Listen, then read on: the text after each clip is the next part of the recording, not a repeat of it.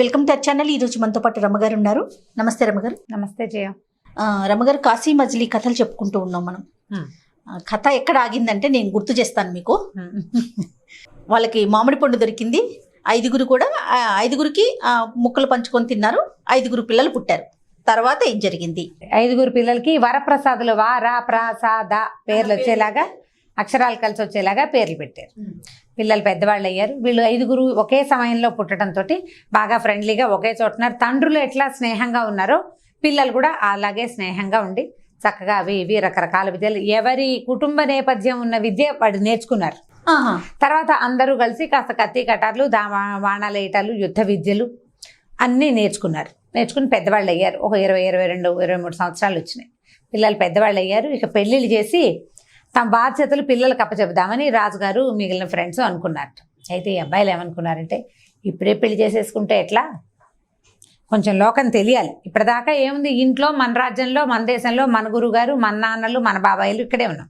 అలా కాకుండా ప్రపంచాన్ని తెలుసుకుని చక్కగా ఎక్కడెక్కడ అందగత్తెలు ఉన్నారో చూసి ఒక మంచి అమ్మాయిలు, ఎవరికి కావాల్సిన స్త్రీ అమ్మాయిలని వాళ్లే వరించి తెచ్చుకుని అప్పుడు రాజ్యం చేస్తే, అప్పుడు బాధ్యతలు తీసుకుంటే బాగుంటుంది అని అనిపించింది వాళ్ళకి. అనిపించి ఏం చేశారు, ఒకరోజు వీళ్ళకి చెప్తే పెద్దవాళ్ళు ఒప్పుకోరని, లేక పుట్టిన పిల్లలు నాన్నలు ఒప్పుకుంటారా బయటకు వెళ్ళటానికి, ఒప్పుకోరని ఒకనాటి రాత్రి ఏం చేశారట వీళ్ళు, ఎవరికి దొరికిన వాళ్ళు వస్తువులు, రత్నాలని, అవని ఇవన్నీ, వజ్రాలని, డబ్బని, బట్టలని తలా ఒకటి పంచుకుని వస్తువులు ప్యాక్ చేసేసుకున్నారు. ప్యాక్ చేసుకుని ఒకనాటి రాత్రి చల్లగా రాజ్యం నుంచి 5 గుర్రాలు వేసుకుని బయటకు వెళ్ళిపోయారు.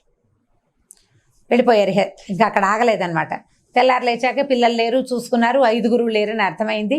వస్తువులు లేవు, కొన్ని బట్టలు లేవు, కత్తి కటార్లు, బాణాలు అవి ఇవి లేవు.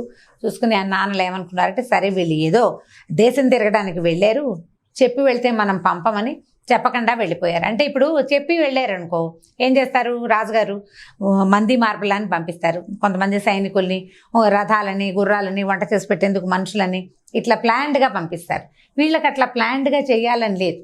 అన్ప్లాన్డ్గా అలా వెళ్ళిపోవాలి, దేశం మీద బడి తమే చేసుకుని తినాలి ఏదో ఒకటి, ఎలా కుదిరితే అట్లా. అంటే ఇండిపెండెంట్గా వెళ్ళాలనుకున్నారు.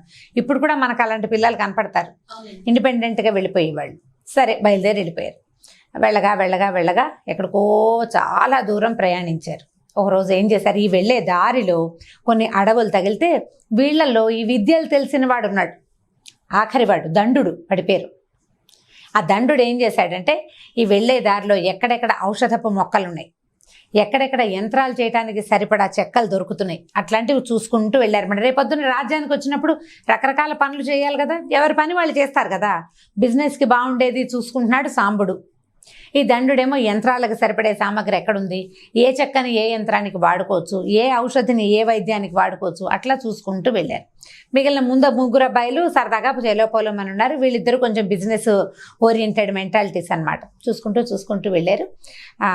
దగ్గరలో ఒక అడవికి చేరిన తర్వాత ఏమనుకున్నారు, ఈ పూట ఇక్కడ ఏదో చేసి తినేసేద్దామని గిన్నెలు దించుకున్నారు. రాజుగారి అబ్బాయికి, మంత్రి గారి అబ్బాయికి పెద్ద వంటలు తంటలు రావు. పురోహితుడు గారి అబ్బాయికి వంట వచ్చు బాగా. వాడు ఈ మిగిలిన వాళ్ళిద్దరూ కలిసి కాస్త పొయ్యి వెలిగించారు, ఏదో చేసుకుని తిన్నారు. తెచ్చుకున్న పదార్థాల్లో కొన్ని ఏవో తినుబండారాలు ఉన్నాయి, వాటితో అన్నం వండుకుని తినేశారు. రాత్రికి అక్కడ పడుకున్నారు. రేపు పొద్దున్నే బయలుదేరి ఈ అడవిలో నుంచి బయటికి వెళ్తే మనకి మంచి ఊరేదైనా దొరుకుతుంది చూద్దాం అనుకున్నారు. సరే అడవిలో పడుకున్నారు. ఆ రాత్రి నిద్రపోయారు.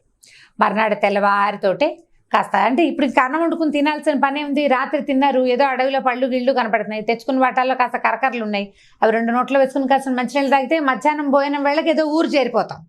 అందుకని ఇంకా వంట ఏర్పాటు పెట్టుకోకుండా బయలుదేరితే ఈ అడవి దాటిన తర్వాత వాళ్ళకి పరిసరాలు అవి బాగున్నాయి, పంటలు గింటలు కనపడితే అంతా బాగుంది. అంటే ఏదో పెద్ద ఊరు దగ్గరలో ఉన్నట్టు ప్లాన్డ్గా ఉంది. వెళ్తుంటే దారి మనకు తెలుస్తుంది కదా, ఎగిడి దిగిడిగా రోడ్లు, తర్వాత చెత్త చెదారంగా మొక్కలు చెట్లు ఉన్నాయనుకో, ఇంకా అడవే ఉన్నట్టు. అవును, ఎవరి పాలన పోషణ లేనట్టు.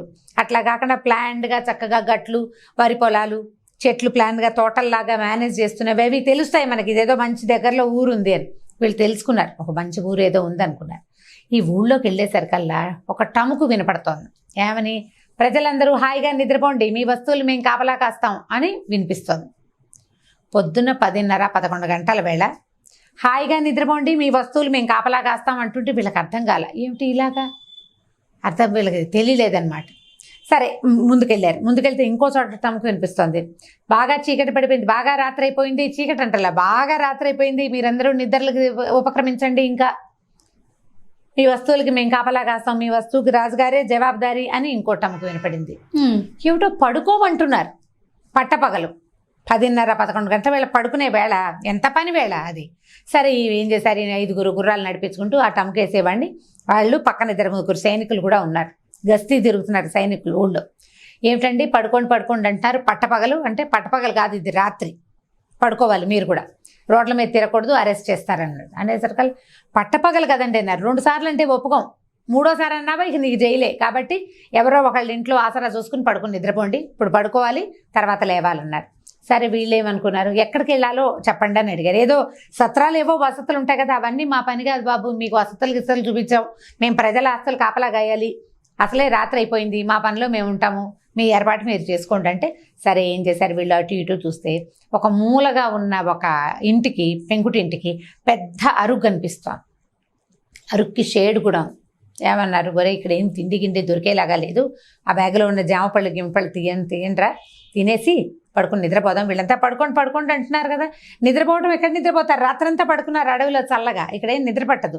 సరే మాట్లాడితే సైనికులు ఏం చేస్తారో తెలీదు, కొత్త ఊరు, ఇక్కడ అది కాదు ఇది కాదంటే జైల్లో పడేశారనుకో, పరువు పోతుంది రాజుగారి అబ్బాయికి. అందుకని ఏం చేశారు, తినేసి ఏదో జామపళ్ళు అవి తెచ్చుకున్నారు అడవి నుంచి, అవి తిన్నారు, తలా చోట అలా పడుకున్నారు. క్రమంగా ఎప్పటికో కాస్త నిద్ర పట్టింది. సాయంకాలం 4-4:30 అయ్యేసరికి మెల్లిగా ఇళ్లల్లో కలకలం మొదలైంది. చీకటి పడే వేళకి ఊరంతా జనమే శుభ్రంగా తిరగటం మొదలుపెట్టారు అందరూ.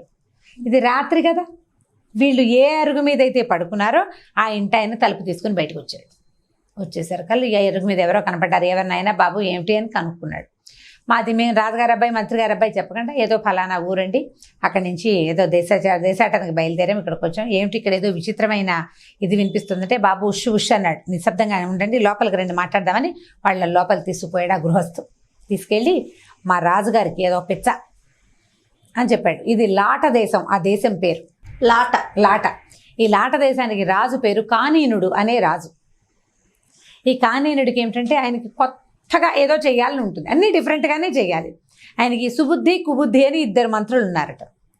ఈ కుబుద్ధి ఏమంటాడంటే, వాళ్ళిద్దరూ రాజుగారికి కొత్తగా డిఫరెంట్గా చేయాలని ఉంటుంది, ఈ కుబుద్ధి రాజుగారి తాలూకు ఆ కొత్త పిచ్చిని ఇంకొంచెం బాగా రుద్ది షైన్ చేస్తుంటాడనమాట. రాత్రి పగలు జనమంతా రాత్రి పడుకుని పగలల్లా పనిచేస్తారు కాబట్టి రాత్రి పగళ్ళు ఏర్పడ్డాయండి. మనం కొత్తగా చేయాలంటే పగలు పడుకోండి రాత్రి పని చేయండి అని చెప్పాలి. నిజంగా కొత్తే కదండి, నిజంగా కొత్తది కదా, అందుకని అలా చెయ్యాలంటే అది కష్టం. ఎలాగా అంటే, ఏముంది మీరు అనుకుంటే ఇలాగే కావాలి నాకని చెప్పండి, ప్రజలు చచ్చినట్టు వింటారన్నాడు. అనేసరికల్లా సుబుద్ధి గారు 2వ మంత్రి, పెద్ద మంత్రి ఉన్నాడు కదా, ఆయన తెలివిగలవాడు. అయ్యో పని చేసుకోవడం నిద్రపోవటం వల్ల కాదండి, సూర్యచంద్రుల గమనం వల్ల రాత్రి పగళ్ళు ఏర్పడ్డాయి. పగలు సూర్యుడు ఉంటాడు, వెలుగు ఉంటుంది, మొక్కలు మొలుస్తాయి, అన్నీ వస్తుంది.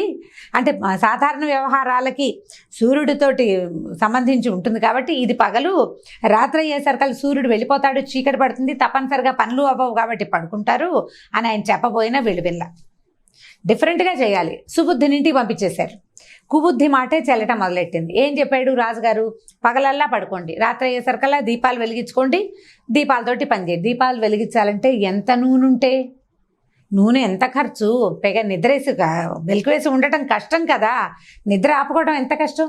ఓ 4-5 ఏళ్ళు చాలా అవస్థపడ్డారట ప్రజలు. పోనీ పగల ఎవడైనా పడుకునేసి మెలకుగా ఉండి రాత్రిపూట పడుకునేసరికల్లా వాళ్ళ ఇంటికి సైనికులు వచ్చి తీసుకుపోయి జైల్లో పడేసేవాళ్ళు. ఆ జైల్లో రాత్రంతా టప్పు కొట్టేవాళ్ళు రాత్రిపూట నిద్రపోకుండా. ఈ గందరగోళం పడలేక ఎట్లాగోట్లా జనాలు అలవాటు చేసుకున్నారు రాత్రిపూటే పని చేసుకోవటం. రాత్రిపూటే వాకిళ్ళు ఉడిచి ముగ్గేసుకుంటారు, రాత్రిపూటే అడవికి వెళ్ళి కట్టెలు కొట్టుకు తెచ్చుకుంటారు, వాళ్ళ చావు వాళ్ళు చస్తారు. ఇప్పటికి 8-9 సంవత్సరాలుగా మా పరిస్థితి ఇదేనైనా. మొదట 5 ఏళ్ళు చాలా కష్టపడ్డాం, ఇప్పుడు మేము అలవాటు పడిపోయాం. ఇప్పుడు మా పరిస్థితి ఏంటంటే, మా ఊరికి ఎవరిని పిల్లనివ్వరు. ఎట్లా ఇస్తారు? మా పిల్లని చేసుకున్న వాళ్ళందరూ మీ పిల్లని మీరే ఉంచుకోండి అని పంపించేస్తారు వెనక్కి.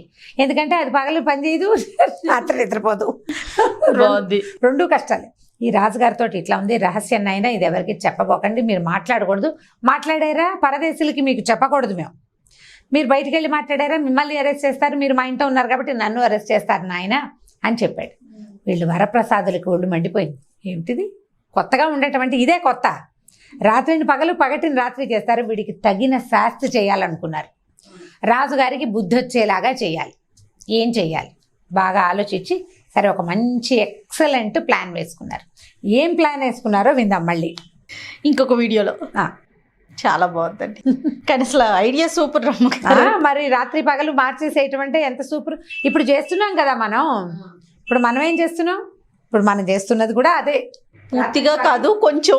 పర్వాలేదు. 3:30, 4 దాకా మెలకుగానే ఉన్నారు. కాలేజీ పిల్లలు కూడా 3 దాకా నిద్రపోవట్లేదు జయ. ఇప్పుడు ఎన్ని అనారోగ్యాలు, ఎన్ని జబ్బులు, ఎన్ని ఇబ్బందులు వస్తాయో. 30లకే బీపీలు వచ్చేస్తాయి దానివల్ల. బయలాజికల్ క్లాక్ అంటాం. లోపల ఒక గడియారం ఉంటుందా, దాన్ని పగలగొట్టేస్తారు వీళ్ళు.